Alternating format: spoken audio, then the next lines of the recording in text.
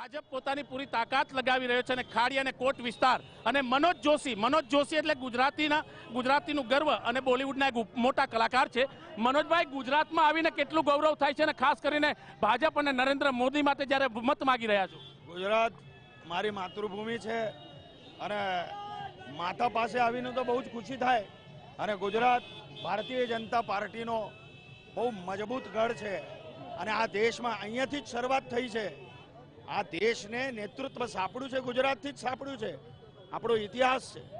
Okay, એ મહાત્મા ગાંધી હોય, વલ્લભભાઈ પટેલ હોય કે આજે નરેન્દ્રભાઈ મોદી હોય, તો ગુજરાતમાં આવીને તો ધન્ય ધન્ય અનુભવું છું.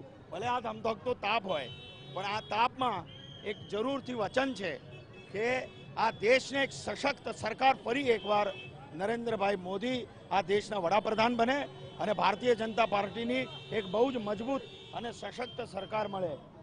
આપ જોઈ શકો છો, સાથે સ્વાગત પણ થઈ રહ્યું છે. મનોજ જોશી જે આવી રહ્યા છે તેમનું ફૂલ વર્ષાથી અને હાર પહેરાવી શકે. મનોજભાઈ, છેલ્લો સવાલ.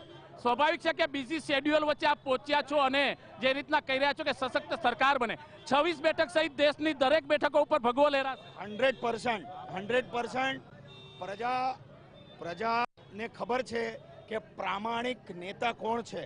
ओके, અને ચોકીદાર ચોકન્ના હૈ ये પ્રજા જાણતી હૈ.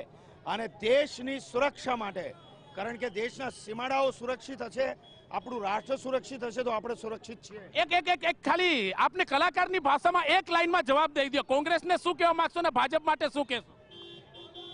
કોંગ્રેસને તો પ્રજા ઉત્તર આપી દેશે આવનાર રિઝલ્ટ વખતે, એટલે મારે કંઈ કહેવું નથી. છતાં આપણી ભાષામાં, મારી ભાષામાં મારે કાંઈ કહેવું નથી. પ્રજા જ એમને ઉત્તર આપશે કે માત્ર તક સાધુ અને સંધિ સાધુઓ છે, જુઠ્ઠાણા ફેલાવવામાં માહિર છે. અને પ્રજા એ જાણે છે અને પ્રજાને ખબર છે કે ભારતીય જનતા પાર્ટી એ એકમાત્ર આપણી પાસે જે આપણા રાષ્ટ્રને સુરક્ષિત રાખી શકે છે, આપણા રાષ્ટ્રને આંતરરાષ્ટ્રીય પટલ પર પણ એક સર્વોચ્ચ પદે પહોંચાડી શકે છે.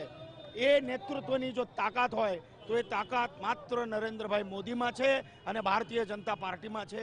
એ પ્રજા અને નાગરિકો જાણે છે.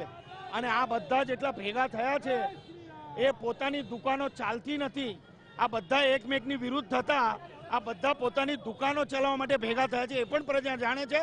એટલે મતદાનની દ્રષ્ટિએ મતદાન કરીને પ્રજા એમને એમનો જવાબ અને એમનું પગથિયું બતાડી દેશે. હતા કલાકાર મનોજ જોશી. તેમનું કહેવું છે કે ભાજપ છે તે વિજય મેળવશે અને કોંગ્રેસને જનતા જવાબ આપશે. કેમેરામેન નટવર પરમાર સાથે ભૌમિક વ્યાસ, TV9 અમદાવાદ.